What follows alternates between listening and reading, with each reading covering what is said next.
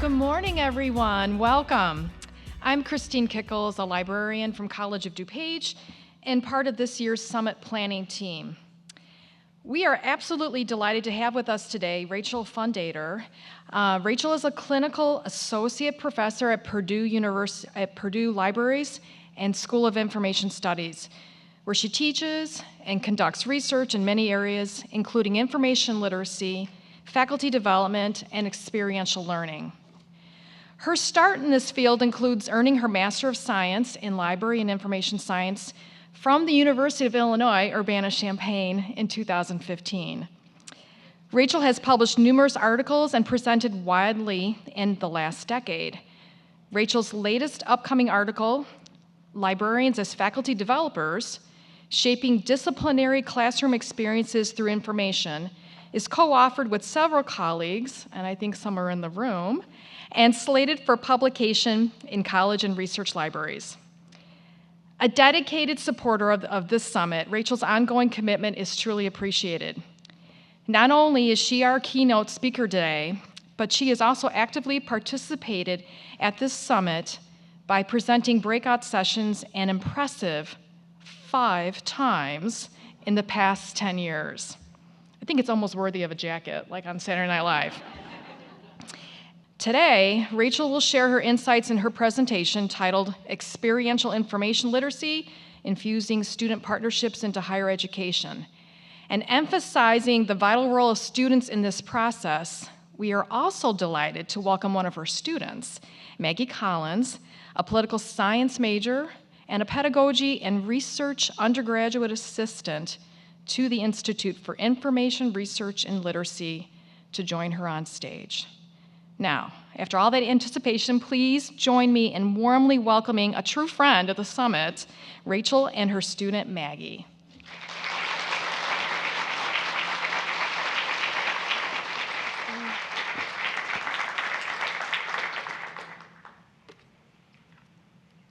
Good morning, everyone. Me and Maggie, are really excited to be here this morning to share some of the ideas and the ways in which we've been adapting our information literacy practice through mechanisms in the Institute for Information Literacy at Purdue.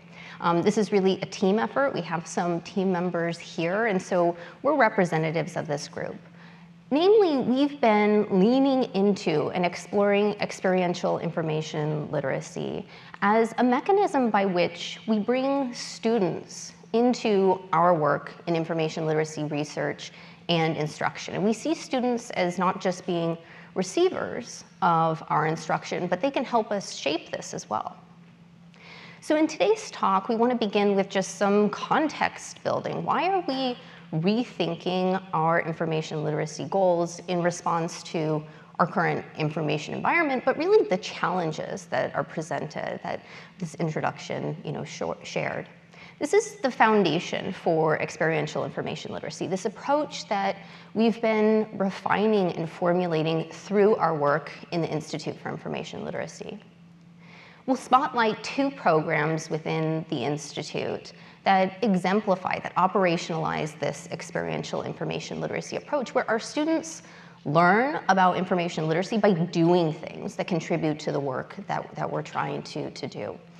And we really see the value of this approach. We see the value in different kinds of libraries, and we encourage you throughout today to reflect, to think about what you're doing, what you're trying to do, and how some of the characteristics of experiential education and bringing students in as partners can help you continue to adapt your work. And we'll share how we're adapting. We're bringing some of these ideas into our new minor in information studies. And we'll conclude with some time for questions. So first, why are we thinking about our goals? What it is we want students to be able to do or know or value when using information? Why are we thinking about that differently, and how are we going about it as a community, but also in our work in the Institute? So I've been reflecting on this a lot. I'm almost coming up on 10 years since getting my master's degree in library and information science. And I've been reflecting a lot. Things are just more complicated than they were when I was a student. And I think about this a lot because I have young kids. I see their relationship with information being pretty complex. Of course, we're living far more online lives than ever before. According to a recent Pew study, nearly half of American teens admit to spending nearly all their time online. We're just really in an age of information overload all of the time. How we use information, of course, is fundamentally different. More often than not, information finds us, right? It's coming to us, tailored by algorithms that are aimed to make us do things, to keep us engaged on platforms, to deepen our pre-existing beliefs, to enrage us even. And there are some really negative harms as a result of this. According to a Project Information Literacy study, this is particularly felt by our young learners, right? American teens. According to this study, American teens feel this deep sense of skepticism, not healthy skepticism, but a sense of not knowing when they're using information. And coupled with that, they feel a sense of resignation, that this is the system that they find themselves in. They don't always feel a sense of empowerment about what to do. And all of these things that characterize our information environment suggest to me, and suggest to all of you, I see this in the literature, I see this in terms of the topics in today's program, that we are adjusting our information literacy goals where we can to take a look outward, not just how are we using information to be successful in assignments, but how are we thinking about information in the world? This really brings up this idea that Christine Pauly brought up in the early 2000s, right, that if information literacy is to have longevity, to matter to people beyond our brief time with them, we need to focus attention on how information works in the world and make people a little bit more aware of how it shapes their lives. And we're seeing this in terms of more layered approaches to information literacy. People are reaching out, they're bringing in ideas into our information literacy from other disciplines. The keynote from last year is a perfect example of this, bringing in ideas from neuroscience. This also suggests to me that giving answers isn't necessarily the best way to counter the sense of skepticism or disempowerment, right? But rather, we need to focus on creating situations where students can explore. They can explore challenges that exist in their lives, explore possible solutions. So in 2022, my colleague Clarence Mabey, who's right there, and I established the Institute for Information Literacy at Purdue. This was a way in which we wanted to respond to these huge challenges, right? Mis and disinformation, inequitable access to information. And we really wanted to add another prong to our own information literacy approaches. So what we tend to do in our work is we take a train-the-trainer approach to information literacy instruction. We're really focusing on how is information used in disciplinary contexts. So we work with faculty to uncover these ideas and to bring them into their courses, help them create learning outcomes and assessments and activities. But we wanted to respond to this bigger concern, this complex relationship that we were witnessing and these huge challenges. So we established the Institute to create different kinds of research programs and educational programs that could address these real-world goals, these kind of more complex future-looking goals to enable exploration about how information plays a role in these societal challenges. How could we empower action, right, as a result of these programs so that people feel a sense of being able to make decisions and navigate our information age? And most importantly, we really wanted to grow the community who's doing this work with us. So we were interested in who we could partner with.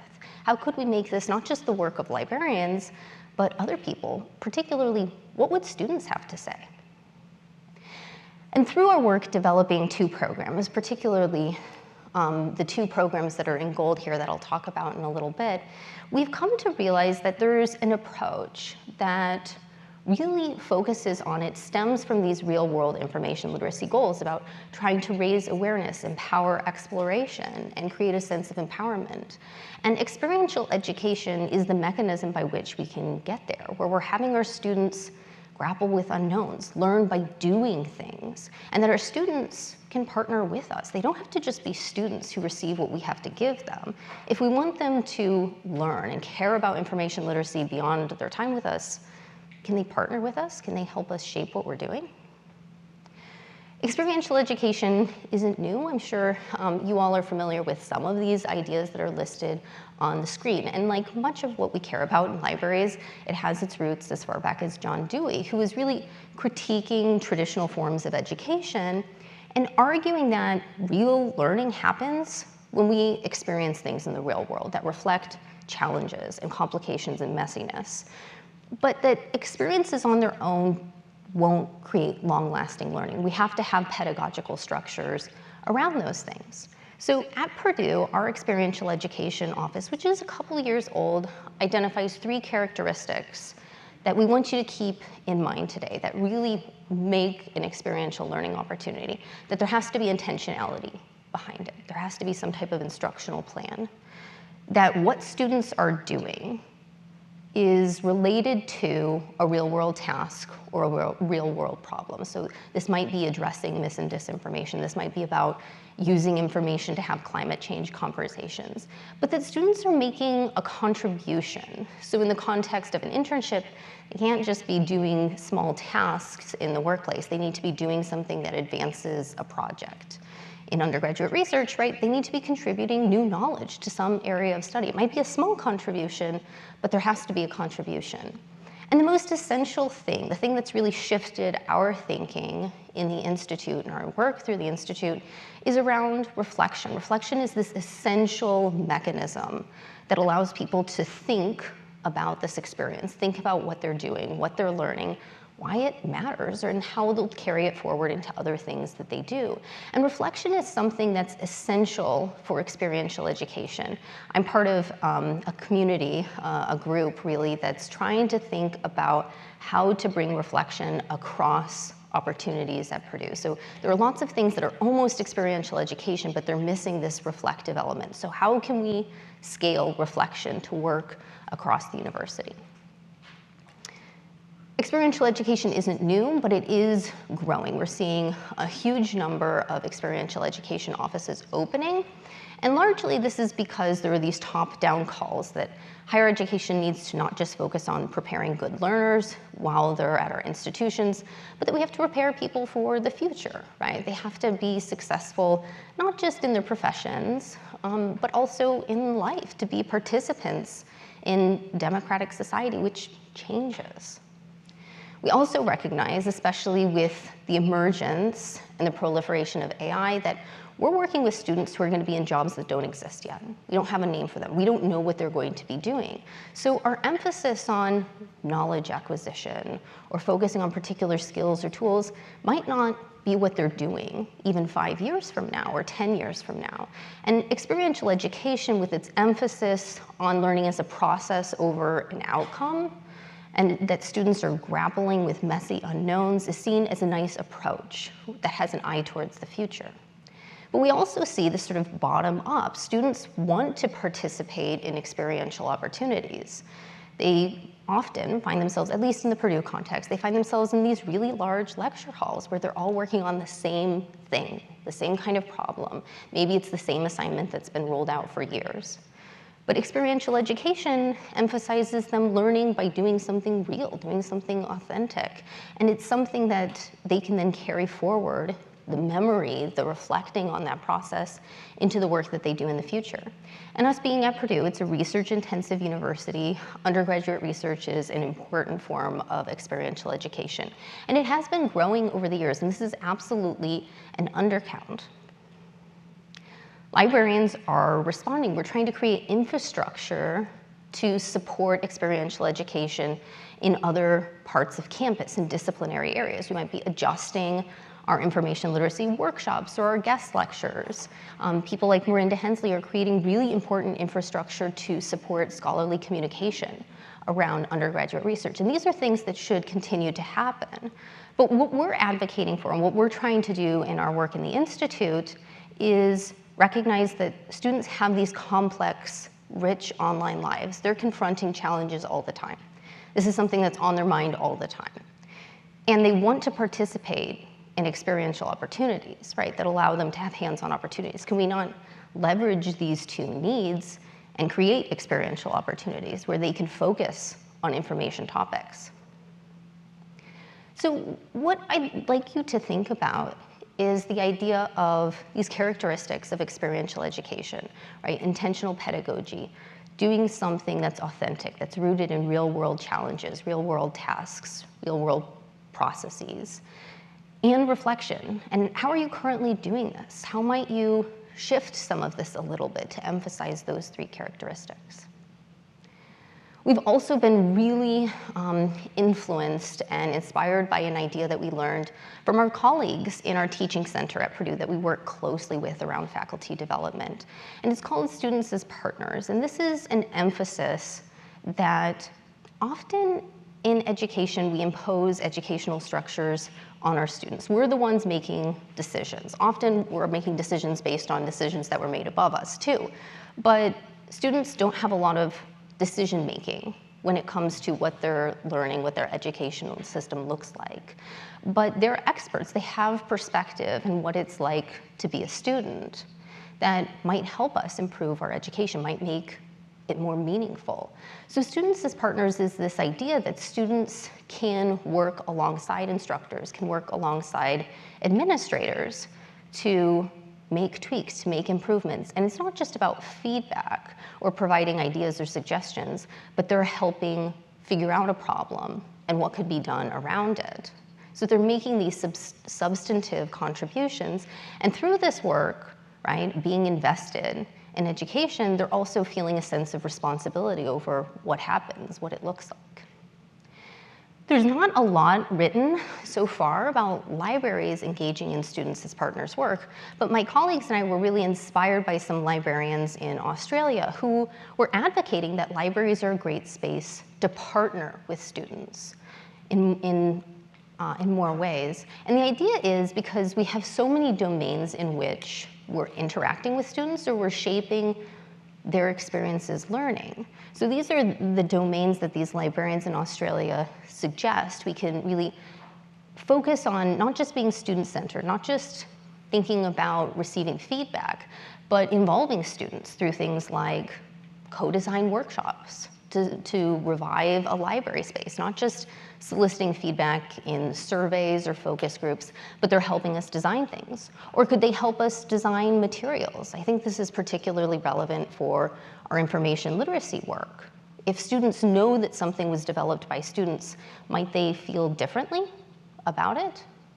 We have student workers also that are in our libraries. They are students, they have that perspective. They also have a perspective around being a student worker. They're often on the front lines, sort of trying to hold up our services.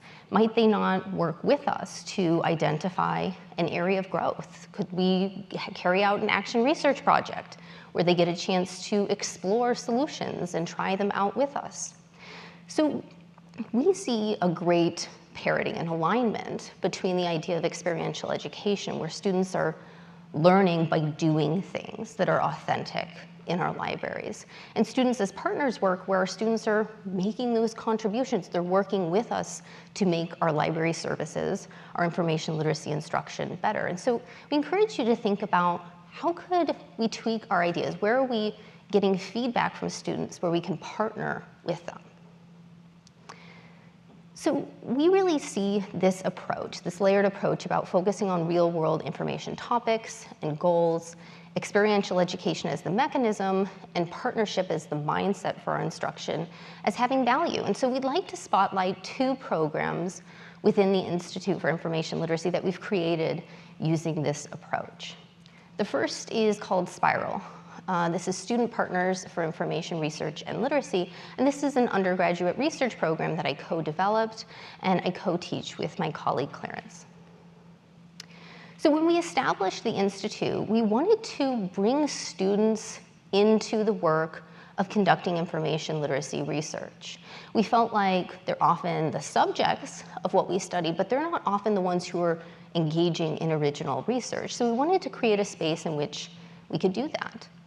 My colleague Samantha and I, who is here today, were tasked with developing this program, but we recognized there were so many research opportunities at Purdue, and students would gravitate towards things that are in their disciplines. How could we attract their attention? How could we make sure that this program was meaningful? So we decided to leverage this Students as Partners idea to develop this brand new program.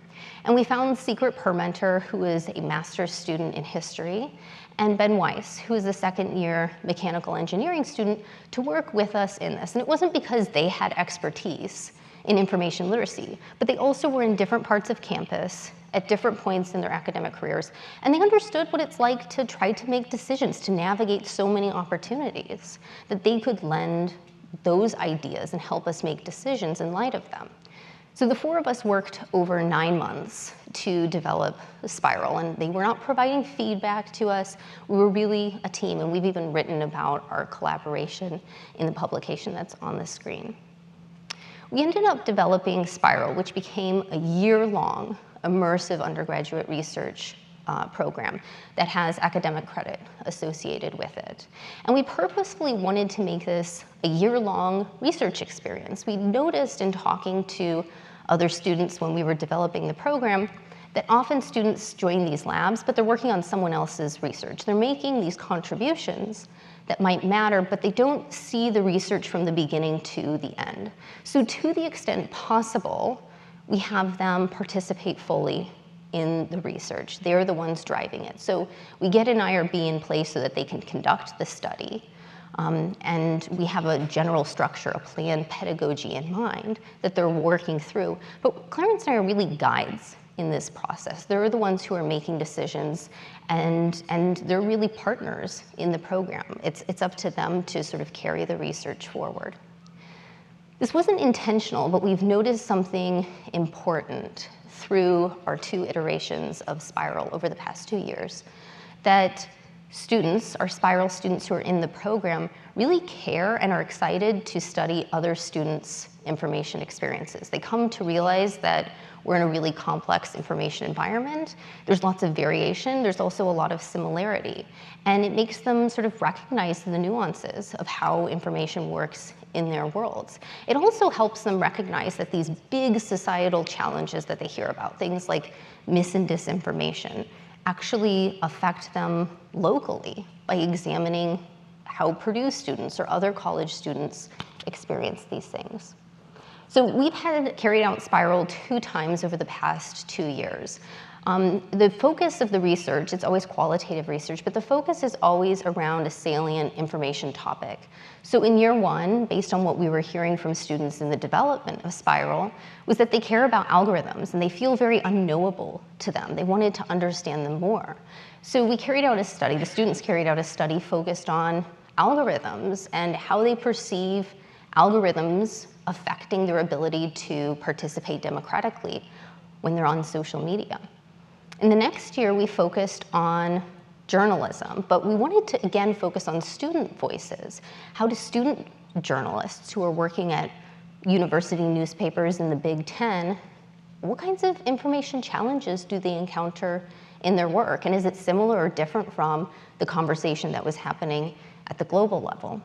And next year, as Christine was talking about, we'll be building on Project Information Literacy's latest study about climate change to dig into how students who are involved in climate change activities or organizations or courses, how are they using information to have conversations about climate change with those who feel similarly to them and those who feel differently. Spiral is an undergraduate research program, so it's experiential in nature. And we've built this sort of this pedagogy, this plan, this framework around the idea of them doing the research. We don't have extraneous assignments that aren't related to carrying out these phases of the research. But essentially, we want them to be reflecting throughout. So we have several mechanisms by which they're reflecting. They're reflecting through weekly learning logs, where they develop a metacognitive approach of their own choosing to the work that they're doing. How are they carrying out the research? What's working, what's not working? We also have longer reflections, about 3 to 4 per semester, where they're taking a step back and they're really thinking about what they've learned at this point in the research. At the end of the program, really emphasizing this idea that students can partner with us to improve our instruction, we have several weeks where they reflect on the totality of what they've done, why it matters to them, and what should it change for the next cohort of students, and they always come up with really useful ideas. Clarence and I are conducting a study right now taking a look at how the process of conducting information-focused research, how that changes the students' views of information literacy. They go into the program. We had 6 students in our first year, 9 in our second year, and we have 12 for next year. But how do they think differently about information literacy, a topic that they might not have ever really thought about before? And what we found is, through examining these reflections, that they complicate their views of information literacy as a result of the program. They begin to sort of recognize that they're in a really complex information environment and that information is moving along with them, right? And they're having to make decisions in this dynamic environment that has effects on them individually, but also has these broader effects. Through the process of conducting the research, they also begin to feel a sense of investment in the work around information literacy, which is, of course, what we want. We want them to care about this work. And they see information literacy education as part of what they want to carry forward, and it's something that should matter to their peers. And many of them began the program thinking that there are other populations who need this help around information literacy more than them. We found that there are some turning points in terms of their learning, and this really signals to us the value of experiential education and bringing this into our work. It's in these moments that students had to do something very different. They had to take a step up in ways that they're not used to. They were the ones responsible for doing the research. We weren't giving them the answers. And it was in these moments like conducting qualitative interviews, which they had never done before. And they worried that they weren't going to their study participants weren't going to have a lot to say, but they were so pleasantly surprised that research participants really had so much to say. They would have these 60-minute interviews with students. And this was a really empowering moment because they were the ones who collected this data. The analysis was iterative and it took place over several months. And this allowed them to really know a topic in a way that doesn't tend to happen in their other classes, where they're quickly moving between assignments. And lastly, sharing out, having to tell the story of the research that they did was a big moment for them. One student mentioned feeling very concerned and nervous about having to talk with others about the research, but then they realized this was their research. They had carried it through. They knew it better than anyone else in the room that they were going to talk to, and that was an empowering moment for them. And it signals to us that when we have students grapple with challenges, when they're doing the work, they walk away with a sense of ownership and empowerment and deeply understanding something. So with this, I'd like to invite Maggie to come up and talk a little bit about her experiences. She was a spiral researcher in year 1, and she's continued her work with the Institute in year 2. But she'll talk a little bit about what it's like to be a student doing this work around experiential information literacy, why it matters. Yeah, so I think it's really difficult to address the value of experiential information literacy for undergraduates without first thinking about the unique information challenges that we face. We're a generation that has been brought up in this information vortex, and because of this, we're kind of desensitized in a really strange way to this massive amount of information that we're constantly being faced with. I've talked to peers of mine who feel as though nothing means anything anymore because they're faced with so much content, it's impossible to differentiate what's good information, what's bad information, how do I know? And I've had others talk about how they just don't know where to begin with deciphering all of this information. And I think what this tells us is that people really want to talk about these challenges. This is something that comes up in day-to-day, peer-to-peer conversations, but we don't always have the tools to identify and work through these challenges.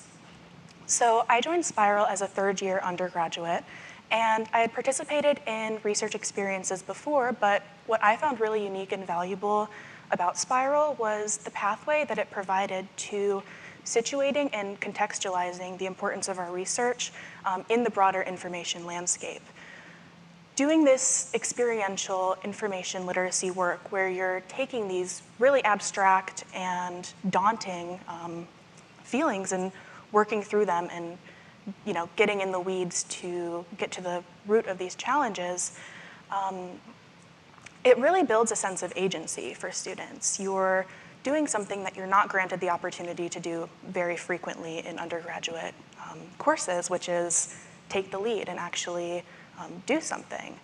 So with that being said, I think that Spiral is a really special opportunity. So for me, I was able to take some of the skills and frameworks that I learned in Spiral and apply it to other undergraduate research experiences. I felt more comfortable voicing my opinion and playing an active role in the research and beginning to understand the importance of it, why it matters, why we're doing this. And that's in political science. I know we have a pretty broad cohort of different majors, so when we think about how this is preparing students for the real world, I think it's really special, so yeah. Thanks, Beck.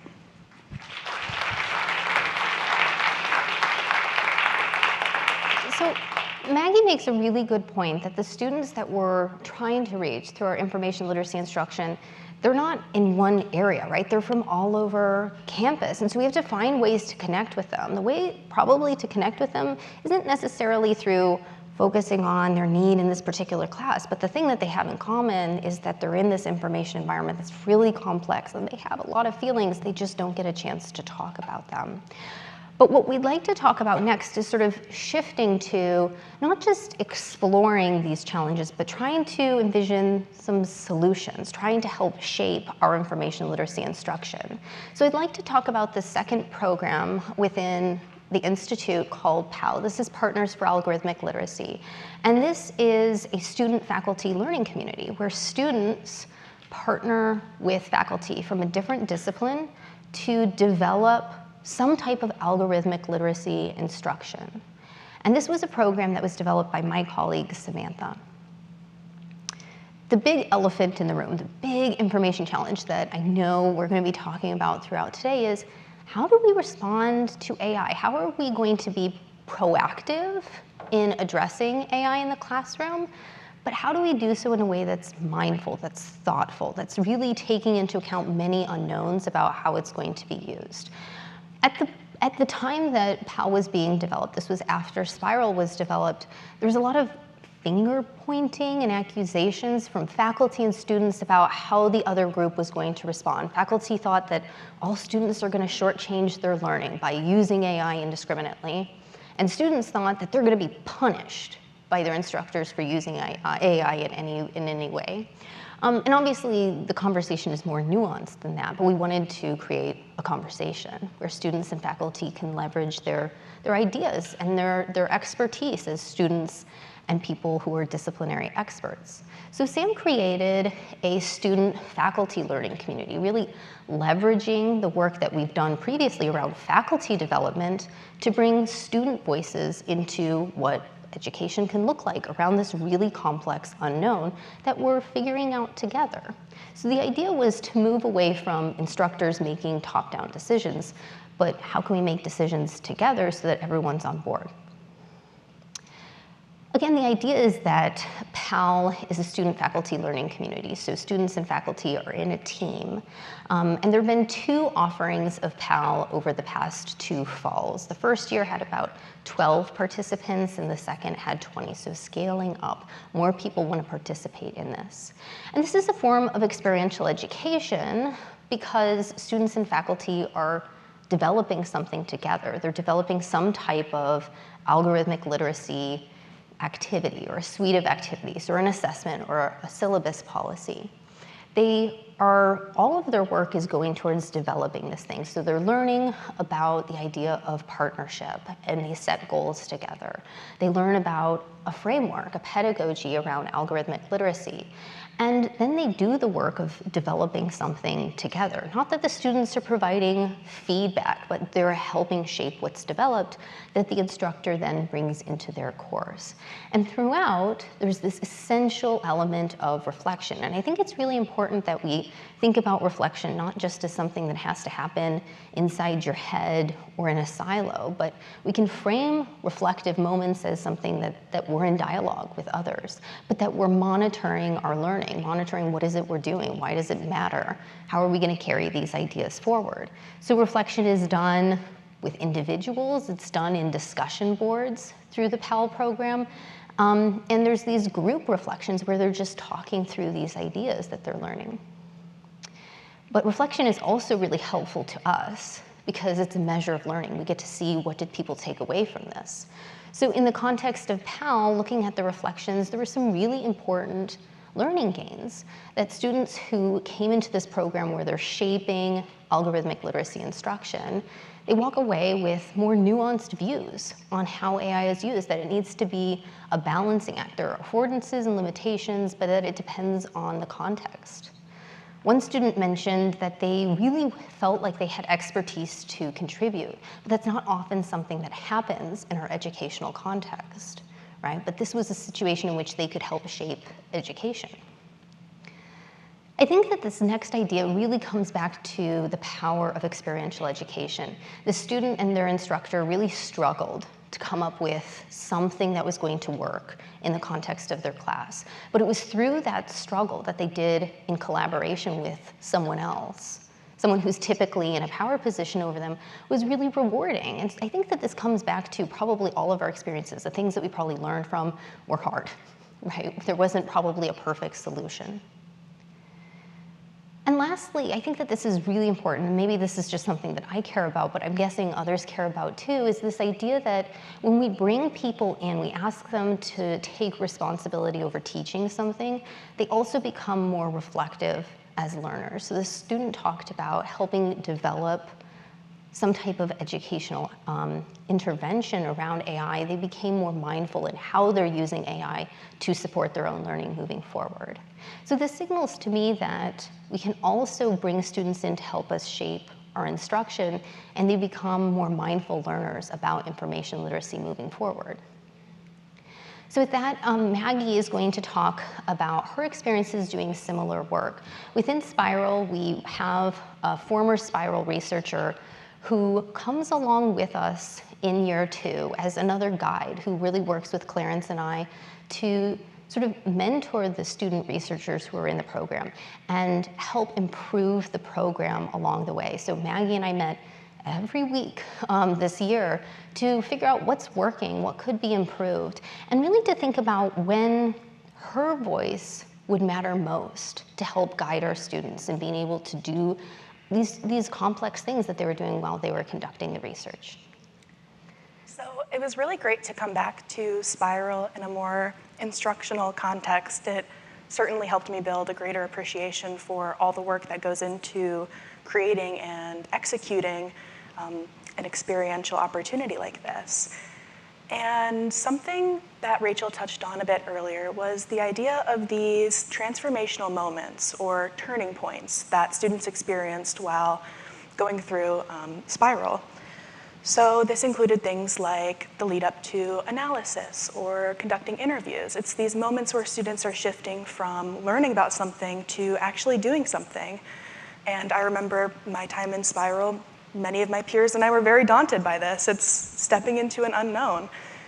And we found this year that implementing the student perspective into these transformational moments helped make the transition a bit smoother. So for us, this looked like creating mock interviews that the students could look at ahead of their interview data collection. In terms of analysis, this looked like sharing out about what my peers and I from the previous cohort found to be best practices for reflection and memo taking. And even when it came to sharing out, this looked like creating sample posters and going over what goes into effectively sharing out your research, particularly at the Purdue Undergraduate Research Conference. And I think getting to share a student perspective is really valuable because while our instructors know so much, that's kind of an obstacle because as students, we look at, Rachel and Clarence and say, they're experts, of course they can do it. So I think having the student perspective is helpful for saying, okay, if I can do it, you can do it too. And I think libraries provide a really great space for this because it's a neutral space where students feel safe to share out and have a dialogue and be open about ways that they think things could be improved or changed. So that's my perspective. So I think Maggie, the really important idea, right, was that Maggie was the one who was developing these materials that became learning pieces, right, in the class. She was the one developing these mock interviews. They saw what it looked like for another student to do it, not Clarence and me, right, which might not be as helpful as really seeing a student do this work. So we see experiential education, this sort of cohesive approach that emanates from real world topics, but also real world actions that students are doing information literacy research or they're helping shape instruction through experiential opportunities as being an approach to our real world goals, but also just being an approach that will work in the future because it's a general process that emphasizes learning as doing things. And it brings in our students as decision makers, as deciders, as people who can help improve the work that we're doing to advance information literacy instruction. One of the things that we're really interested in to expand this work, we had this opportunity in the Institute to build new things, but we also see the value of experiential education in just sort of shifting or tweaking or adapting what we're already doing. And we really see the benefit of developing this community of people. We focus a lot on research in Purdue, and so we're trying to create opportunities where students can share about these experiential opportunities that they've had that they didn't know other students were going through. So in Purdue, we have a lot of faculty who have conducted one-off undergraduate research opportunities with students, but they don't know about each other. They never get a chance to talk or to reflect on the process together. So Maggie organized a researcher roundtable this fall where 5 students who are working on very different types of research topics, like about conspiracy theories or about ethical data management, got a chance to share about their experiences, about how this helps them in the other areas of their study, and what's emanated from this. So one of the students, who is a former Spiral researcher, she's gone on to have internships in DC focusing on AI and AI policy as a result of her work in Spiral. She's joined other undergraduate research opportunities, which we know from the literature helps deepen learning. And she even has an internship this summer in Washington, DC with the Library of Congress, which is really exciting because she wants to stay in this realm. She wants to continue to work around libraries and information topics. We're creating mechanisms where more students can get involved in this work. So there's a first-year learning community that's being developed where students can see the range of information-focused research topics that they can engage in. And the idea will be that they learn about these opportunities focused on like case examples of other students conducting this kind of research. So to Maggie's point, it showcases what other students have been able to do. And we see opportunities to just sort of tweak what we're doing and bring experiential in. So one of the things that we've noticed in our libraries is that we have some student workers who are making serious contributions to the work that we do, particularly in our archives and special collections, where they're really supporting collection development. And so in our new minor in information studies, which just rolled out this past year, we're also creating an internship course, which is, again, this planned pedagogy that didn't exist before. Students were just doing their jobs, but they weren't necessarily thinking about this as a learning moment, too. So this internship course is flexible, but it establishes learning goals. It establishes some type of structure, and it also weaves in reflection as this important mechanism to reflect on what you're doing and why it matters. We've learned a lot from developing these 2 programs and continuing to bring experiential information literacy into other things that we do. First and foremost, my experience, and also my experience in talking with my colleague Samantha, who was really along for much of this work and partnered on this work, is that it makes us feel a sense of vulnerability. So often, we're called upon to sort of address people's needs and have answers. But this approach is fundamentally about enabling our learners to explore and try to figure out for themselves. We're guides in this process, and we can be experts in helping them think about information in their lives. But it is vulnerable, and it does require a mindset shift. But having gone through this, we recognize the value. We see that students learn so much more from struggling and having to come up with solutions, come up with a process that carries the research forward, or that helps identify, create algorithmic instruction, for example. One of the things we worried about was finding partners. If we build it, will they even come? Are they interested? Will they know what we're talking about? And what we found is they do, they just don't always have the language for it. So it's really important how we're communicating about these opportunities. So we found that talking about the hands-on opportunity and the contribution element is really important when we were sort of hiring students to be spiral researchers or hiring for PAL. That emphasizing this experiential element, that they're making a contribution, is different. It's not how all things are communicated in other types of research experiences. And also this idea that we want to build a community is something that resonates with the students. They want to be part of a community. They want to feel like what they're doing, their efforts matter to the work that we're doing. So this is an opportunity to communicate about these bigger goals, not just what they'll be doing.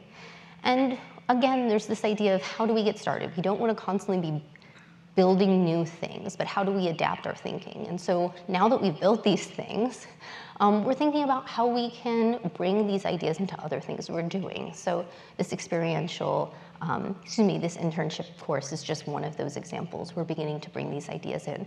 So we encourage you to think about how can you tweak what you're already doing? How can you adjust what you're already doing to maybe leverage these experiential moments that help students in the future, right? So we want to just end with a few final thoughts. We see this as an adaptable structure. It's something, PAL looks very different from Spiral, and it's going to look very different from the internship course and other things that we're doing. But there are these pretty simple, discrete characteristics of experiential education and shifting to a partnership mindset that allows us to adapt and adjust for our needs and the information challenges and our goals around information literacy. We think this because it emphasizes exploring together. And so if we really want our information literacy work to matter and for people to care about it, we just need to make space for people to be part of the work that we're doing. And they're excited about this.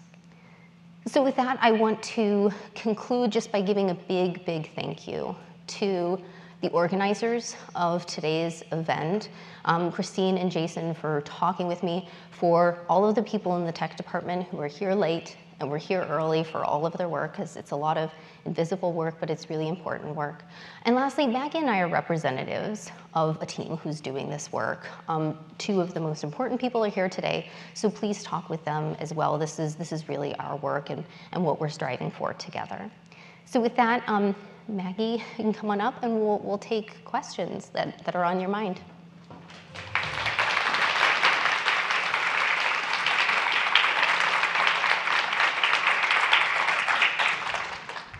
I have a few questions about the student recruitment. Could anyone register for it? Was there any kind of other process that they had to go through, or? For Spiral or for PAL? For Spiral. That's a really great question. So what were our criteria for bringing students in to develop Spiral, or just as the students in the program? Yeah, so we do have criteria. It's a really good question. It's something that the four of us, the team that developed Spiral, talked about a lot. What we tend to see at Purdue, and I'm guessing at other contexts, is there's this emphasis that students who are really academically minded, who have already done things, who have a GPA over a certain threshold should be the ones doing this research. And that's not what we wanted. We wanted students who might not have thought that undergraduate research is for them. So our criteria are that they're interested in information literacy topics or information challenges. So they don't need to know what information literacy is, but they have to demonstrate in their application that they're curious about something, they see something in their lives that they want to explore more. We want them to feel, to be willing to contribute to a team so that they're really not thinking about themselves as individuals, but that they want to join a community. So our criteria focus on that. We have realized over time that it's not a requirement, but that it's beneficial for students to be in their third year. We have had quite a few students in their second year this past cohort, and we just noticed that when there are a lot of students in their second year, that can be a little bit of a challenge. But in terms of our criteria, we're really looking at these broader things. We're not looking at academic achievement and only selecting those students who really know about this already. We want this to be an opportunity that's inclusive for a lot of different kinds of students. And we've brought in students who didn't identify, they were very unsure about, am I a researcher? Can I do this work? And they're the ones who benefited so much from this opportunity where their contributions matter. And that's what we talk about in the program. They matter to the other students, they matter in the feedback that we're giving in their reflections, and they walk away just feeling such a sense of empowerment that they want to get other friends involved in the program. I hope that answered your question. Yes? There is a formal application process. So like I mentioned earlier, Clarence and I have to, just for the sake of being able to conduct the research in a year. Research takes a really long time. So we have to get an IRB in place. So we have a general plan, we have a topic picked. And that's, I think, also what sort of piques the students' interest. If we were just to talk about, we're going to do information-focused research, I don't think that would be ground for them to land on. So they know the general idea, and then they apply for it. So there is an application, and we select students based on their applications. Okay, hi, I'm from a community college. So I wanted to know, how would you scale this, or how much you apply this type of philosophy in a 2-year setting? That's a really great idea, like a really great question. Like, how do you make this so it's not so long, is what you're talking about. So Spiral is a year-long program, but PAL, for example, is 6 weeks, right? So these don't have to be these things that take a super long period of time. We can even think about experiential education as being something that lasts a day. Like, there are forms of community engaged or campus engaged experiential education, but there just needs to be a planned pedagogy around them. So we think about things that there's a special event, but that students have to have some type of contribution that they're making through those events, and that there's reflection involved. So we think that this can scale up to something as small as something that happens in one day, or it can be something that's a year long or 2 years long in the case of Maggie's involvement. I think the idea is we tend to, and this might be felt particularly in a community college context, that students are doing so many different things, right? They might have jobs, they might have families who are also in community college. So it's sort of piquing their attention and emphasizing the value of engaging in these experiential opportunities. So I think that there's lots of opportunities to scale up and scale down, but we just have to emphasize what is it that students are gonna get. And I will say that this just sort of brings to my mind that it might be useful to talk with students about how you would frame this opportunity in a community college context. Can you find a student who's done this work and bring them along with you to help communicate the value to other students? With this kind of deeper level of contribution, how do you determine which of these programs the students are compensated in, either through payment or credits? So how are the students compensated for their contributions? That's a great question. And I think that we're also in a different environment right now, so things might be changing. But both in terms of PAL and in Spiral, in our first 2 years of Spiral, students were compensated. They got a $1,000 stipend, an award, for their participation throughout the year, and then they also got 3 academic credits from participation in a year-long course. In PAL, students also are compensated, and the lucky thing, the really great thing that we were able to do with PAL is we've secured pretty steady funding for this, even moving forward, because we leveraged our partnerships around faculty development, that we framed this as, it's not just a student learning opportunity, but it's a faculty development program. So our partners around faculty development see the value, and they've agreed to fund this moving forward. So we have funding, so the students' efforts are not just compensated in terms of what they got from it, but that they're receiving money. That's hard today. I don't have clear answers, but I think it's figuring out how can you communicate about the value to people who, and parts of campus that might have some funding that you can bring them into the work that you're doing. So this doesn't have to be just us in libraries bringing students in. These are learning opportunities. Are there ways in which we can partner with teaching centers, for example? That's not like a concrete answer, but those are some ideas around a really complex challenge. And I will admit that in Spiral, we do not have funding to pay the students next year. So we've had to scale back that scholarship, that award, but we framed it that way in terms of applications, and we had more applications than ever before. So the students getting academic credit, I think, is the thing that mattered more to them. You mentioned that an algorithm was developed by you to, or your team to help students participate on social media democratically. Could you elaborate on that a little bit? Is it just the work of your team, or did you get some help from? So we didn't develop an algorithm, and I'll let Maggie talk also about the research if you want to.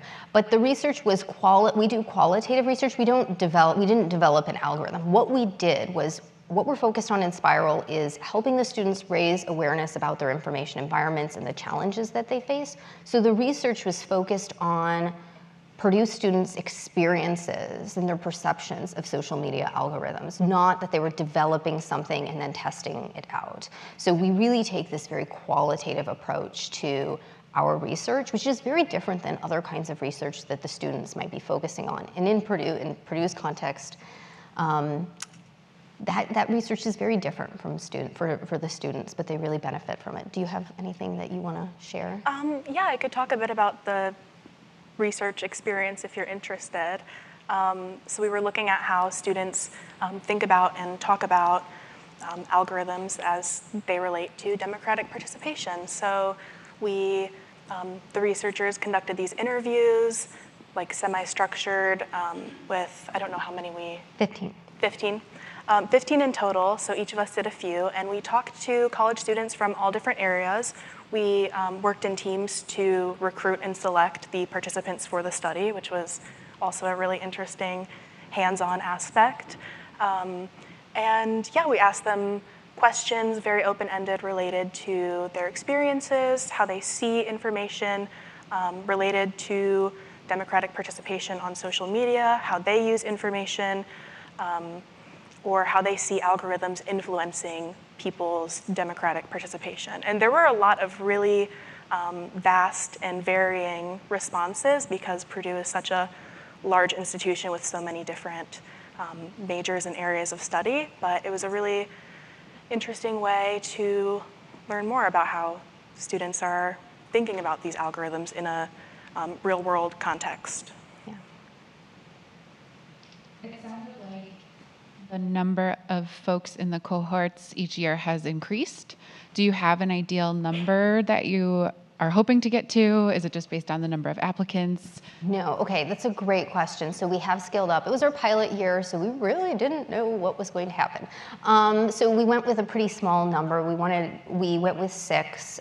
We've capped the course at 12. 9 felt very good this time, and the way in which we kind of make this work is they work in trios, and we mix up the trios throughout the year when they're doing different things, so there's a cross-exchange of ideas. We'll see how 12 goes. I think that's the cap that we'll do, but to answer your question, we had a ton of applications. We had more students who wanted to participate, and even though the applications are closed, we keep getting emails from students who want to participate. So one of the things that we're thinking about is offering multiple sections, but it would be focused on different topics. So we might have other faculty within our libraries who pick some different kind of topic. And Spiral is really this sort of planned pedagogy. There's a structure that's adapted each year. It's adapted based on the topic, but it's also adapted based on sort of what the students, the decisions that they're making in the program. So we see the opportunity to scale up by multiple sections, different research topics per year. So thank you very much for your presentation today. As a business librarian that often gets 15 minutes with a group, I'm just like drooling over here of the opportunity to spend many, many hours with students. So I'd really like to know how you keep them on task. In either situation, how are you really getting them to do those weekly reflections that are not just, maybe regurgitated over, it was another memorable week. Yeah. Where's the assessment here? Where is the possibility of not really completing as part of the project? That's such a good question, and it's one of the things that we hear all the time, that I don't do reflection because students don't take it seriously, so I'm not going to do it. But it's a two-way street. If we talk about the pedagogy and the learning gains by doing reflection with our students, so we're transparent about what we're doing, why we're doing, what this should look like, that helps. So the assessments within Spiral are, I think, excluding them getting their RCR training, like that might be the only type of assessment that's different than reflecting. That's what they're being graded on. I mean, ideally we would like to not be grading. We would be going with some type of ungrading process, but that's where their focus needs to be. And we have criteria that we're looking for in terms of reflection, but we set up our reflection assignments to be like, this is what reflection is. This is what it looks like. These are the criteria that we're looking for. And they're broad criteria. So they're things like that you're making connections between different things that we've engaged with in the class, that you're leveraging other students' voices and perspectives as you're thinking about what you're doing, that you're sort of commenting on changes in your thinking over time, for example. So we create these reflection assignments, and it's not just like, tell us about this thing. Within the weekly learning logs, students approach them very differently. We give them a couple of templates or prompts that they might respond to, and we found that students approach them very differently, and the ideas generated from the last cohort this past spring were really about how can we improve those, how can we provide more opportunities.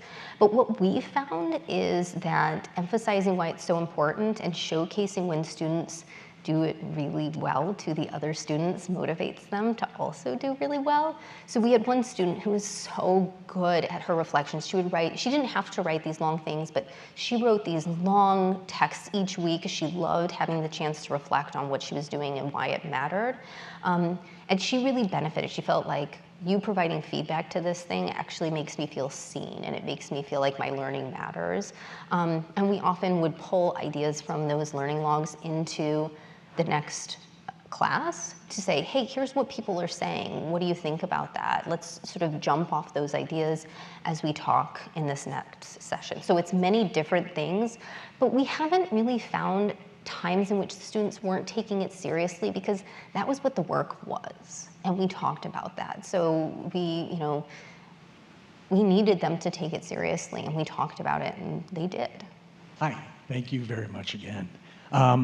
Thinking about this real-world scenarios in experiential learning, I was curious if there was any opportunity or thoughts around having the students go out to the communities and talk about some of these, like, I could see a number of public libraries and school libraries who are very interested in this democracy and algorithm. Yeah, that's such a great idea, and I think that that's something that we could definitely work into, not only within Spiral, but like, how do you bring this out to a community? Like, we're interested in this idea of partnership, and partnership doesn't have to just be with students, but how do we bring this outward? When we were developing Spiral, the thing that we were really interested in was like community-based participatory research, and that's really, really hard because you have to establish trust with communities, and so that's a direction we'd like to go in. But just to your comment about partnering with public libraries and talking about these opportunities, I think is a really great idea that I hadn't considered before. So. Hi. So at the beginning, you mentioned that a lot of I'm interested in the student perspective here of those that interacted with Spiral, coming in with a lot of pessimism and nihilism about the information landscape. Did you notice any changes, or did that pessimism and nihilism get contextualized the further you went in? I want to share something really quickly, but I want you to answer this question mostly. Okay. Yes, so that was part of the vulnerability. That's what I was so scared about when developing Spiral, that like, are we just going to open Pandora's box and they're going to feel even more disempowered? And that hasn't been the case. What I found is from those reflections, the students say, actually, I realize that things are a lot more complicated in talking with other students, but it makes me think about what I could be doing differently. So they tend to walk away with just a more holistic view that there's affordances, there's limitations, but that if they want to be able to use, and they want to be able to use information effectively across their lives, that it requires them to take ownership over those challenges and work around them. So what we found is emphasizing challenges and complexity actually leads to a greater sense of empowerment. It's a complicated empowerment, I think, in the way that most of us also experience the information environment. Again, this isn't like an empirical study where we are measuring differences. This is just from our qualitative data. But please, you talk about your experiences and what you're talking about. Yeah, well, for me, I can say I definitely came in with some pessimistic views of information, particularly related to algorithms and democracy as a political science major. And I think a lot of that disempowerment from students, or nihilism or pessimism, comes from feeling powerless. It feels often, even in your traditional coursework, you're learning, but you're not really getting tools to go out and navigate this information on your own, to manage what you're seeing and to even know how you could begin to make change. And so I think the experience of not only learning about information literacy, but getting to interview other students and hear how they're thinking about these challenges. It's really eye-opening, and it honestly gave me and some of my peers like a lot of optimism related to the fact that this is something a lot of us are thinking about. Like, we just do not always have the tools to express it, but as Rachel talked about, some of us were nervous going into interviews because we were afraid people wouldn't have much to say or discuss, and that was the exact opposite. People have so much to say about these things, and I think that's empowering. I think it's empowering to even talk about what's happening. We found that, and this is sort of written about in terms of qualitative interviewing, that it becomes a reflective moment. So the participants, they felt like they had something to say, but this became a reflective moment for them.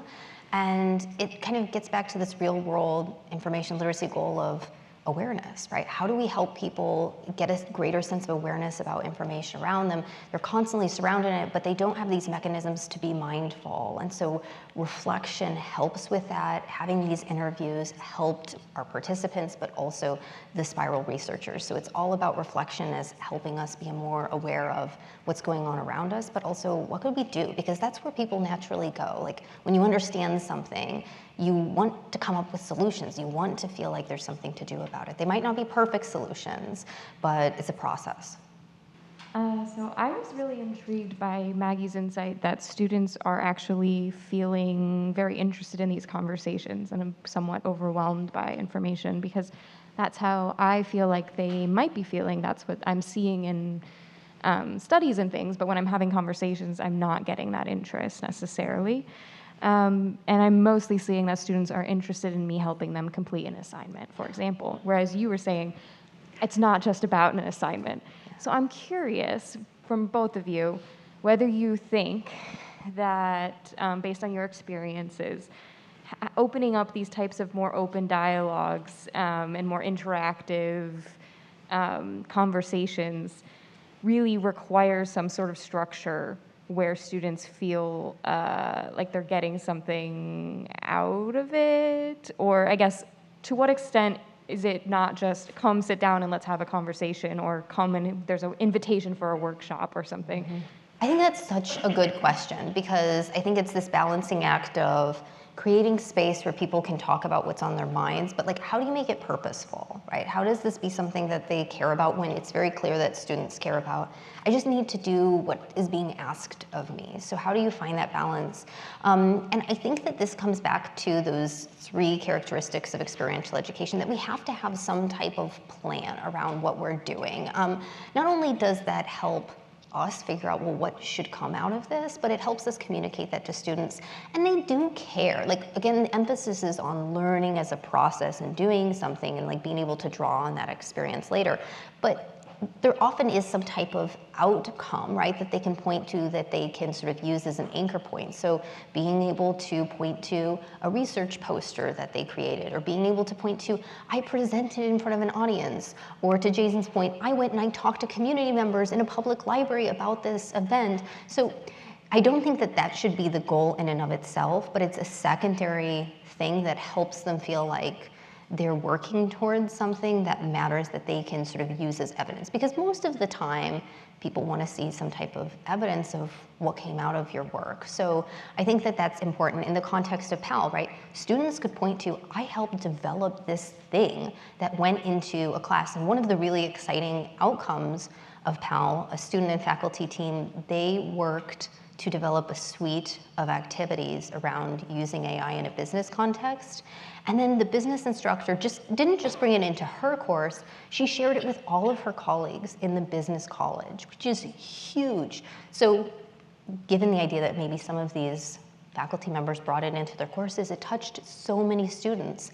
And that student who helped develop it can say this trickled down into the entire business college. So that's kind of like the practical sort of, there does have to be some type of outcome, but I don't think we want to emphasize that. We want to emphasize learning as this process, but we all also can point to those things to kind of increase attention. And to your question earlier about, we do frame that element in terms of the spiral application, right? You're going to be making a contribution, and it could look like presenting here, or it could look like a manuscript, but you share more.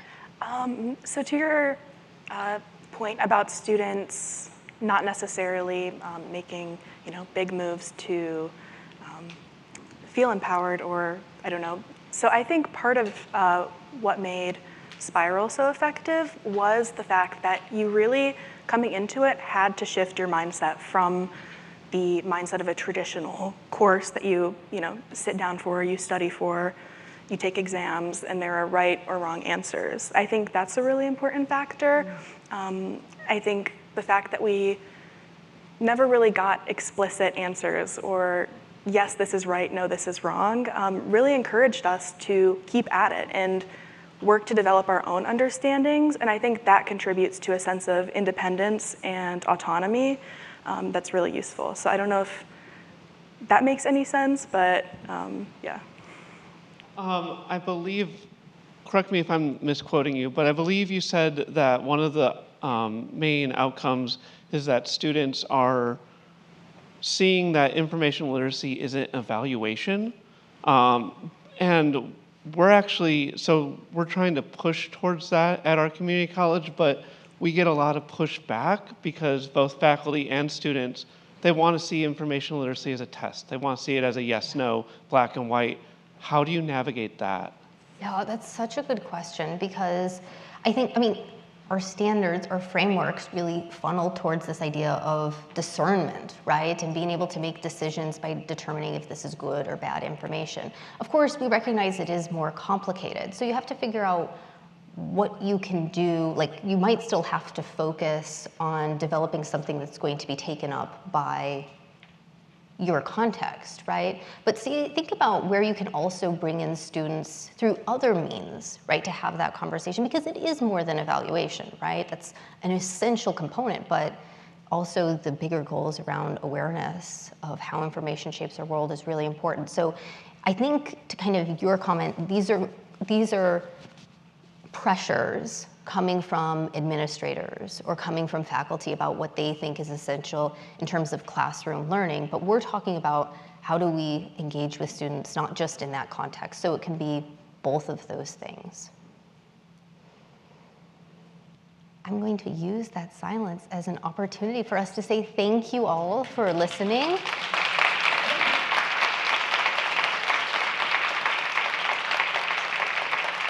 And I forgot to mention, but Maggie is graduating next week, so.